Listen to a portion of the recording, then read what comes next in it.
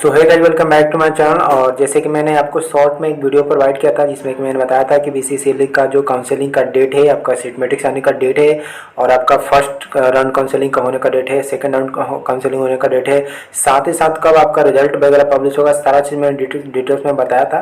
But कुछ ऐसी बातें हैं जिनको मेरा दिल जो ऐसा है ना कि मतलब मान नहीं रहा है वो बिना बताए आपको। मेरे को ऐसा लग रहा है कि कहीं ना कहीं आप ये गलती कर दोगे, तो मैं इसीलिए बना रहा हूँ वीडियो कि आप प्लीज़ ये गलती ना करना। और कसम से बता रहा हूँ, अगर इस वीडियो को आप देख लोगे तो मैं 99% दावा करता हूँ कि आप ये ऐसा गलती नहीं कर सकते हो। और मैं ये वीडियो भी नहीं चाहता था बनाने के लिए, बट एक्चुअली बात ऐसा है कि मेरे को पिछला बार जब 2021 का काउंसलिंग हुआ था तो उस टाइम पे इसके रिगार्डिंग मतलब काफ़ी सारे लड़के ने गलती किया था, तो जिनका मतलब कि उनको नुकसान आगे चलकर फेस करना पड़ा था। तो बाद में उनको प्रॉब्लम हुआ था, तो उनको रियलाइज हुआ था कि यार मैंने गलती करा था। तो मेरे को लगा कि नहीं, आप लोग ऐसा दोबारा से गलती ना करो।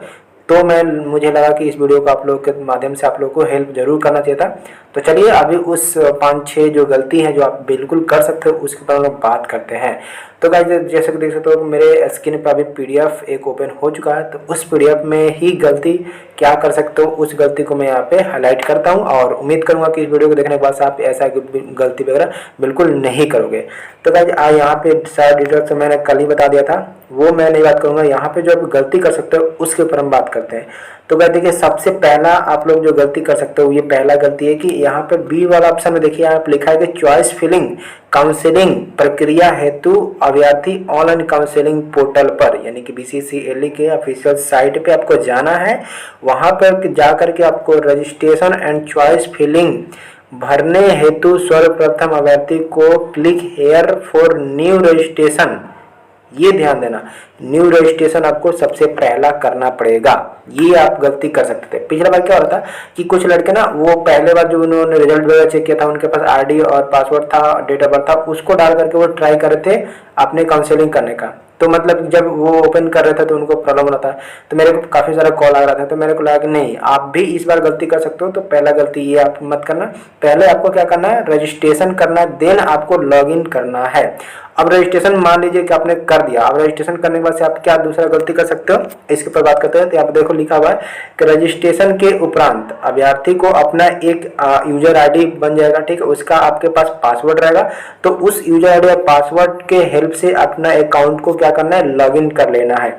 अब जैसे आप लॉगिन कर लोगे, तो लॉगिन करोगे तो वहाँ पे आपका कुछ एडिट वगैरह भी करने का, अगर आपका प्रोफाइल वगैरह में कुछ एडिट वगैरह भी करना होगा तो एडिट वगैरह भी आप कर सकते हो चॉइस फिलिंग करने के बाद। आप देखिए, जैसे आपका यूजर आईडी पासवर्ड बन गया तो वहाँ पे आप जैसे लॉगिन करोगे तो आपको वहाँ पे चॉइस फिलिंग करने का ऑप्शन आ जाएगा, वो इनेबल हो जाएगा, उसको आप जो है कि चॉइस फिलिंग कर सकते हो। अब देखिए, चॉइस फिलिंग करने के बाद से आप क्या गलती करोगे कि चॉइस फिलिंग तो आप 10 करोगे, 15 करोगे, 20 करोगे, फिर 30 कर दोगे, या 38 करोगे तो 38 का 38 भी कर दोगे। बट उसके बाद भी आप सोचोगे कि अब तो कोई गलती नहीं है, तो मैं बिल्कुल बता दूं कि आप बिल्कुल गलती कर सकते हो।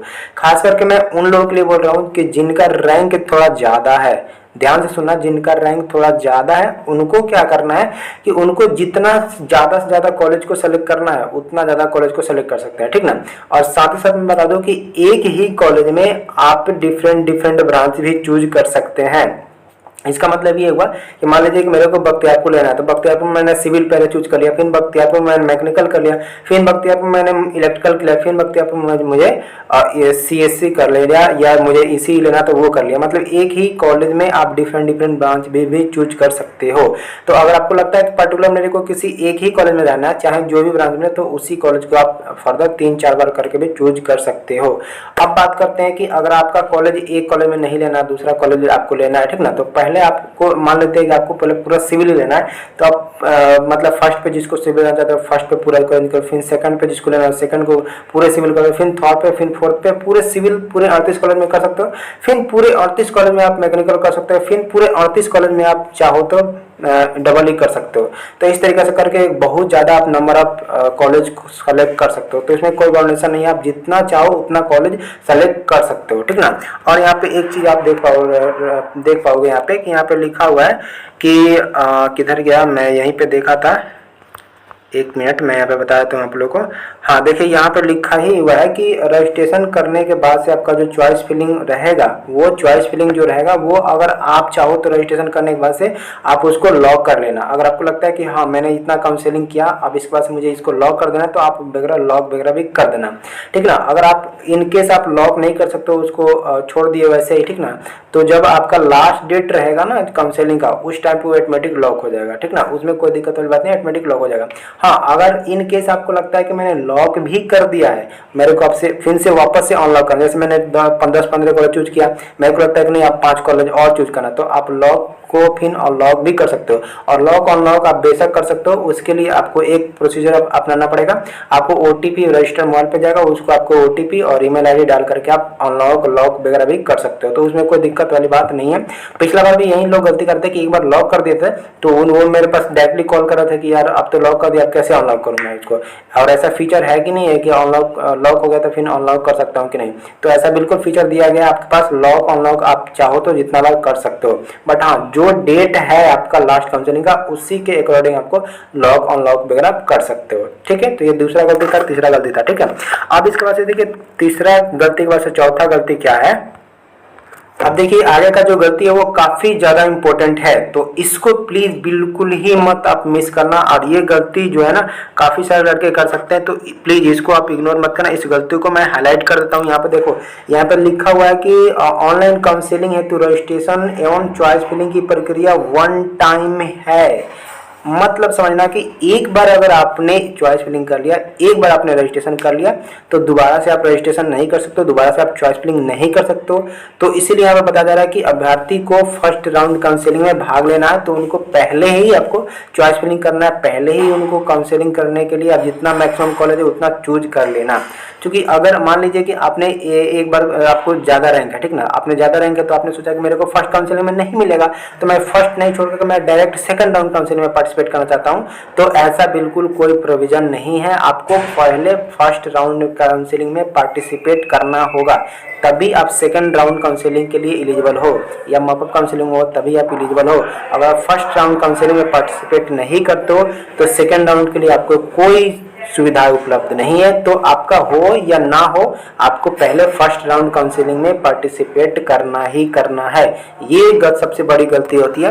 पिछले बार मेरे पास बहुत सारा कॉल वगैरह लगाते हैं कि उन्होंने फर्स्ट राउंड काउंसलिंग में पार्टिसिपेट नहीं किया था और डायरेक्टली बोलते हैं कि मेरा रैंक ज़्यादा था, तो मैंने सोचा सेकंड राउंड काउंसलिंग में मैं पार्टिसिपेट करूँगा, तो डायरेक्टली सेकंड राउंड काउंसलिंग में पार्टिसिपेट करने के लिए रजिस्ट्रेशन करे थे, तो उस टाइम पर रजिस्ट्रेशन नहीं हो रहा था। तो ये बात आप ध्यान रखना कि अभी जो आपका काउंसलिंग है वन टाइम ही रजिस्ट्रेशन कर सकते हो, तो रजिस्ट्रेशन पहले ही कर लेना, ठीक ना। तो पहले करना, पहले फर्स्ट काउंसलिंग में पार्टिसिपेट करना, देन अगर होता है तो ठीक है, नहीं होता तो सेकंड राउंड काउंसलिंग के लिए आप पार्टिसिपेट कर सकते हो। उसी ईमेल आईडी, उसी पासवर्ड और इसी यूजर आईडी के थ्रू ही आप सेकंड राउंड काउंसलिंग में भी पार्टिसिपेट करोगे, तो इसका खास बात का ध्यान रखना। और गाइस जो आपका पांचवा या छठा जो गलती है, वो गलती ये है कि आप जो अपना ईमेल आईडी देना, वो ईमेल आईडी वही देना जो आप अभी तक यूज करते आ रहे थे। जब आपने फॉर्म को भरा था उस टाइम पे एक ईमेल आईडी दिएगा, उसी ईमेल आईडी को आप दोबारा से यूज करना, और ईमेल आईडी चेंज नहीं करना, नहीं तो काफी सारा मतलब कि दिक्कतें आ जाती है, ठीक ना। और दूसरी बात ये है कि जो भी ईमेल आईडी देना, उस ईमेल आईडी को काफी केयरफुली होकर के ईमेल आईडी को देना, क्योंकि यहाँ पे देखो क्या लिखा हुआ कि अंतिम रूप से भरे गए चॉइस की लिस्ट सीट अलॉटमेंट से पूर्व अभ्यर्थी के पंजीकृत ईमेल आईडी पर ईमेल के माध्यम से भेजी जाएगी। मतलब इसका समझना कि ईमेल आईडी आप अगर आपने गलती कर दिया तो आपको वो मेल तो आपके पास आएगा ही नहीं ना। तो मेल अगर आपको नहीं आता है तो आप किसके पास जाओगे, किसको क्लेम करोगे कि मेरा को मेल नहीं आया, मेरा मतलब सिलेक्शन नहीं हुआ, ये किसको बोलोगे। तो अभी से आप सतर्क हो जाओ कि मेल जो देना है आपको वही देना है जो आपने पहले यूज किया है, और वही मेल को अच्छे से देना है, आपको गलती नहीं करना है। तो मेल और जो आपको यूज करना है वो काफी ज्यादा केयरफुली होके करना चाहिए। उसके बाद से आपका जो नेक्स्ट जो गलती आता है वो ये गलती आता है कि मान लीजिए कि आपका काउंसलिंग वगैरह हो चुका है, आपने चॉइस वगैरह कर लिया है, अब आपको सीट अलॉटमेंट लेटर जो है कि वो जारी कर दिया गया है, ठीक ना। तो सीट अलॉटमेंट लेटर भी आपको अपने प्रोफाइल पे जाना है और वहां पे आपको अपना अकाउंट को लॉगिन करना है, लॉगिन करके वहां से रिजल्ट को आपको क्या करना है, डाउनलोड कर लेना है, ठीक ना। और डाउनलोड करने से पहले आपको वहां पे ऑटो अपग्रेडेशन और अपग्रेडेशन के बारे में पूछा जाएगा, तो देखिए ऑटो अपग्रेडेशन भी अभी समझ लो, हालांकि मैं उस पर सेपरेट भी वीडियो बनाऊंगा, लेकिन आप यहाँ पे समझ लो। देखिए ऑटो अपग्रेड का मतलब ये हो गया कि अगर आपको जो कॉलेज मिला है वो कॉलेज आप संतुष्ट हो कि मेरे को जो कॉलेज मिला वो ठीक है, मेरे लायक, मेरे को यही कॉलेज चाहिए था, मेरे को यही चाहिए, तो आप ऑटो अपग्रेड में नो करना, ठीक ना। नो करने का मतलब ये हुआ कि आप जहाँ पे कॉलेज मिल गया है वहीं पे रहना चाहते हो, यहाँ से कहीं और नहीं जाना चाहते हो, और आगे जो काउंसलिंग होगा उस काउंसलिंग में आप पार्टिसिपेट नहीं करना चाहते हो, इसका ये मतलब होगा अगर आपने नो किया तो, ठीक ना। अगर ऑटो अपग्रेडेशन में आपने यस कर दिया, इसका मतलब ये हुआ कि जो कॉलेज आपको मिला है वो कॉलेज आप ले रहे हो अभी, लेकिन अगर आगे काउंसलिंग होगा तो आप उसमें पार्टिसिपेट करना चाहते हो, और आगे जब भी काउंसलिंग होगा तो कहीं पे भी सीट खाली होगा तो वहां पे आपको दोबारा से कॉलेज को अलॉट किया जाएगा, ठीक ना। एक बार और समझाता हूँ। देखिए यस का मतलब ये हुआ कि आपने जो काउंसलिंग लिया वहां पे आपका जो है एडमिशन है वो कंफर्म रहेगा, ठीक ना, लेकिन उसके साथ साथ आपको ऑटो अपग्रेड करके इसके ऊपर बोला, जैसे कि आपने काउंसलिंग किया फर्स्ट, सेकंड, थर्ड, फोर्थ, ठीक ना, और फिफ्थ पे किया, तो फिफ्थ वाले नंबर पे आपका कॉलेज था तो वो आपको मिल चुका है। अब क्या चाहते हैं कि मेरे को थर्ड नंबर वाला मिल जाता, फोर्थ नंबर वाला मिल जाता, फर्स्ट नंबर वाला मिल जाता, तो मेरे को ज्यादा बेटर था। तो उस टाइम पे ये ऑटो अपग्रेडेशन मतलब है कि इसके ऊपर में आपको अगर कहीं सीट खाली होगा सेकंड राउंड काउंसलिंग में, तो यहाँ से उठा करके आपको आगे वाले कॉलेज में जो आपने पहले number, second number, third number पे किया था उसमें से किसी एक में सीट अगर खाली होता तो उसको आपको अलॉट कर देता है। इसका मतलब यस करोगे तो होगा, ठीक ना। लेकिन अगर आप इनकेस अगर इसमें से ऊपर वाले में इनकेस कहीं भी खाली नहीं होता आपका, तो उस टाइम पे जहां पे आपका एडमिशन था वहां पे आपका एडमिशन कंफर्म रहेगा। अगर आप ऑटो अपग्रेडेशन करोगे यस, तो इसका मतलब ये हुआ। नो का भी मतलब मैंने बता दिया था, ठीक ना। अब देखिए उसके बाद से आप गलती क्या करोगे कि अब आपका रिपोर्टिंग स्टार्ट होता है, ठीक ना। तो रिपोर्टिंग के लिए यहाँ पे लिखा गया कि रिपोर्टिंग के लिए आपको एक सेंटर अलॉट किया जाएगा, ठीक ना। वहां पे रिपोर्टिंग जब आप डाउनलोड करोगे आपका रिजल्ट, ठीक ना, तो उस रिजल्ट में आपका नाम मेंशन रहेगा और आपको कहाँ पे रिपोर्टिंग कराना है नोडल सेंटर का नाम आपको मेंशन रहेगा। वहां पे जाकर के आपको डॉक्यूमेंट वेरिफिकेशन जाकर के आपको कराना है। अगर इन केस आप वहां पे जाते हो डॉक्यूमेंट वेरिफिकेशन करते हो तो डॉक्यूमेंट वेरिफिकेशन वगैरह सब कुछ हो जाता है तो ओके है, उसमें कोई दिक्कत नहीं है। बट इन केस अगर आप उस टाइम पे उस जो टेन्योर आपका दिया गया कि 2 से 4 के बीच में आपको दिखाना है और जाकर डॉक्यूमेंट वेरिफिकेशन करना है, उस टाइम पे आप नहीं पहुंच पाते, इन केस आप नहीं पहुंच पाते हो, नहीं जाते हो, तो आपका सीट खाली मान लिया जाएगा, ठीक ना। तो इस बात का भी ध्यान रखना कि आपका सीट खाली मान लिया जाएगा। देखिए यहाँ पर लिखा हुआ है कि अगर कोई अभ्यर्थी किसी भी कारणवश निर्धारित तिथि, ठीक ना, निर्धारित तिथि तक अपना डॉक्यूमेंट वेरिफिकेशन नहीं कराते हैं तो वैसे सभी अभ्यर्थियों के अगले राउंड के लिए अयोग्य मानते हुए सीट को रिक्त मान लिया जाएगा और उन्हें काउंसलिंग हेतु अयोग्य हो जाएंगे। इसका मतलब यह है कि अगर वहां पे आप जाकर के रिपोर्टिंग नहीं कराते हो, डॉक्यूमेंट वेरिफिकेशन नहीं कराते हो, तो आपको क्या किया जाएगा वहां पे मतलब कि सीट वैकेंट मान करके किसी दूसरे को अलॉट कर दिया जाएगा।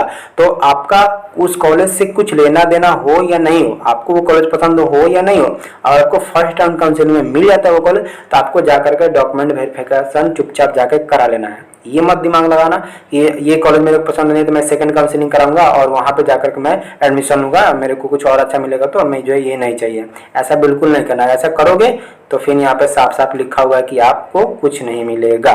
तो ये पूरा कंप्लीट मैंने जानकारी दिया जो कि आप गलती कर सकते थे, पिछला बार बहुत से लोगों ने ऐसा गलती किया था।